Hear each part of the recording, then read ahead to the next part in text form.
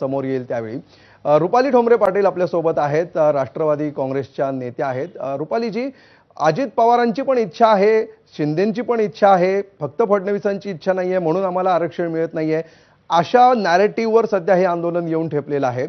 तर हे एक प्रकारे पक्ष केंद्रित किंवा व्यक्ती केंद्रित या दिशेने चाललेलं आहे आणि ते योग्य असं वाटतं का तुम्हाला?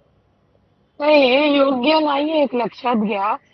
माननीय अजितदादांची इच्छा आहे म्हणजेच शिंदे साहेबांची इच्छा आहे म्हणजेच देवेंद्र फडणवीस साहेबांची इच्छा आहे, कारण का हे तिघही सत्तेमध्ये एकत्र बसलेले आहेत। मुळामध्ये जरांगे भाऊ जे काही त्यांचे विचार सांगतात हे त्यांच्यापर्यंतच मर्यादित आपण म्हणू शकतो, कारण का शिंदे साहेबांनी जे काही काम केलं ते राज्याचे मुख्यमंत्री होते म्हणून त्यांनी काम केलंय, परंतु राज्याचे मुख्यमंत्री हे सर्व घटकांचे, लोकांचे प्रमुख प्रतिनिधी आणि महत्वाचे व्यक्ती असतात।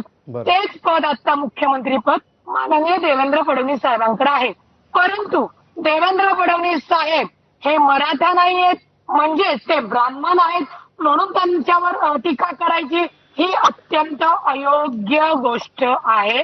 मुळामध्ये माझी जरांगे भाऊ यांना विनंती आहे, निश्चित मराठा समाजाच्या आरक्षणासाठी त्यांचा लढा चालू आहे, लोकशाहीने त्यांना अधिकार दिलेला आहे, पण गणेश उत्सव हा सर्व फक्त हिंदू नाही, सर्व जगामध्ये आपला गणपती बाप्पाचा उत्सव मोठ्या प्रमाणात साजरा केला जातो। त्यावेळी तरी त्यांनी सरकारची विनंती मान्य केली पाहिजे।